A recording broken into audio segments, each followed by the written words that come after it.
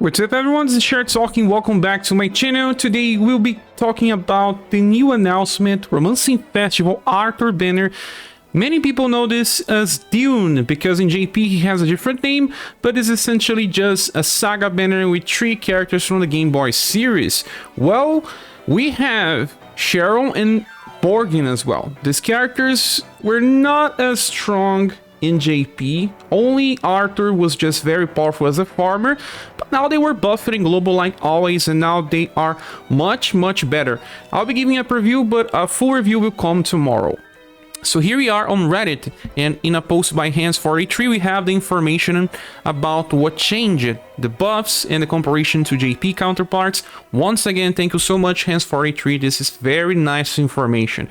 Well, Arthur, or Dune, how we know him from JP, got buffed, and he's much better now. They fixed one of his problems, and he is gonna be a very good farmer for, I can tell you, maybe 1 year. Yeah, remember Rufus when he was released and he was a very powerful nuke? He still is a powerful nuke, just got stronger. Arthur also benefits a lot from a very good forged weapon.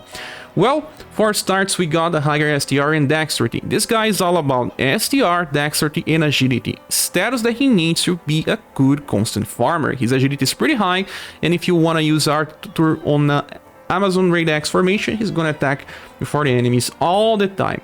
Arthur is all about chase, and before we talk about his skills, I think it's good to have a look on his passives. The first one was changing.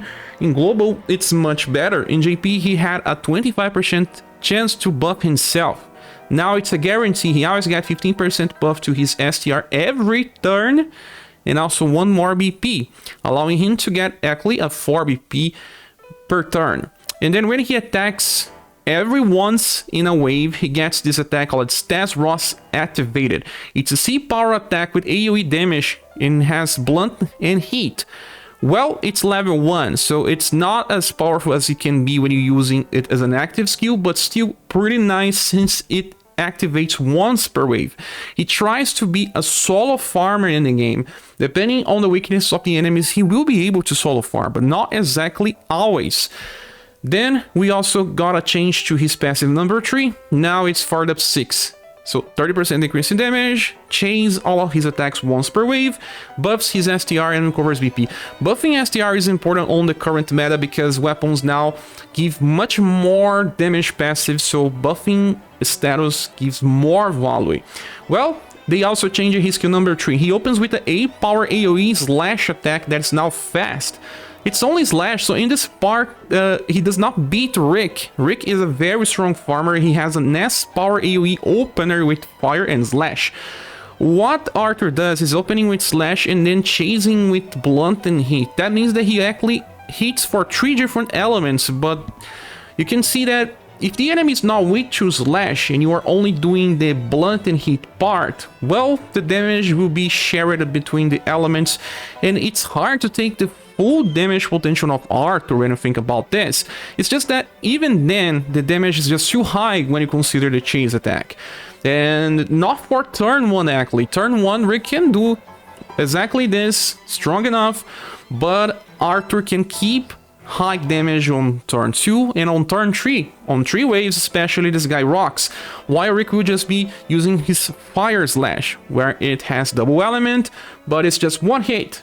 While Arthur will do his 4 BP attack, that's deep power, and then following up with blunt and heat. But here we also have people like Bertrand and Alosis. They were also buffed in global, so although he will beat most of it in most situations, it's not always. Bertrand can also do very strong damage with his Abaddon hands, depending if he kills targets, if he has Ice Quake inheritance as well.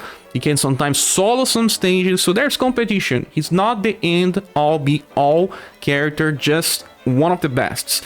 Well, then we also have Borgin. This character was buffed as well. They decreased his dexterity, strange. Well, he's a hybrid. Borgin is a character that uses spears and the sun element as well. So his endurance is terrible, only 42%, agility 79. He's also a debuffer, needed a little more than this, but they buffed his intelligence so that he is like Vagnus, a character that is actually pretty old, but has 100% in the offensive parts. Well, I guess they should have just decreased it a little of his love or will. I don't know. Well, he has a passive that heals himself for small effect and gets 3 BP, but only 25% on the end of the turn. This is just trying to stack too many effects, and then 25% is not reliable, but since he's made for long fights, this is not that bad. Passive number 2 is strange, because in JP he relied too much on being on full HP, but they kept this thing. We'll barely get characters with HP based passives, but he gets 15% on full HP, but 20% at all times. So at least on full potential is 35 if you want to use him for farming, but he's not exactly that good for that. Then the passive number 3, he gets 20% increase in damage, reaching as much as 55, and reduces damage by 30%, I guess. So at least with low endurance, he can still decrease the output by passive. And for skills, we have 3 things here. He can debuff intelligence. His intelligence is okay. And it's an AoE-D type attack with pierce and some damage. So if you are lacking intelligence buffers, he will serve you well. It's not just so good since we have other ones that can do this, while also buffing their own intelligence to keep doing it better on long fights. Then the second skill is an AoE heal, just like Ring of Life, but not as powerful. But you can use him on Remembrance if you want, if you're having difficulty, but we have other character that can do this. Metric number 4, she also uses spears, so unless you really need extra help, it's not exactly something to account for.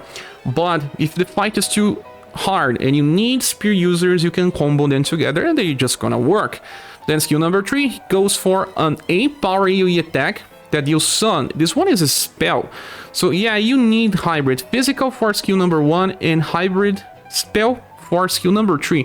Deal extra damage to undead and demons. Well, the damage is okay for 10 BP. Borgin can also keep the AoEs by inheritance of Light Ball Plus, that becomes a 3 BP spell. Also will be able to amplify with other characters, so that's a way for him to keep the AoEs going with some damage. But besides, there's one inheritance that he can get, that is Heat Wave Plus. So you get 5 VP to debuff intelligence and 5 VP to debuff agility.